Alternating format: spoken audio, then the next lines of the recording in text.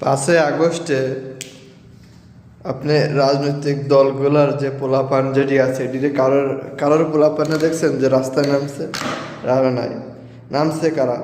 ছাত্র দলের যে পোলাপানগুলো আছে, ভাই ব্রাদার শিবিরের পোলাপানগুলো রাস্তায় নামছে, কিন্তু সুযোগ কারা পাইতেছে? রাজনৈতিক নেতাগো পোলাপান দেখেন সুযোগ পাইতেছে। একটা জিনিস চিন্তা করেন, যখন তারেক রহমানের পাশে পিছনে পিছনে রাকিব ভাই দৌড়ায় যায়, রাকিব ভাই একজন মেধাবী স্টুডেন্ট, যে রাজনীতির কারণে তার ক্যারিয়ারটাই ধ্বংস, সে রাকিব ভাইয়ের তো কোনো পদ দেওয়া হয় নাই। এটা কোনো কথা হইলো? এসে পদ দিল কারে? সালাউদ্দিনের ছেলেরা বিসিবির দায়িত্ব দিয়ে দিল।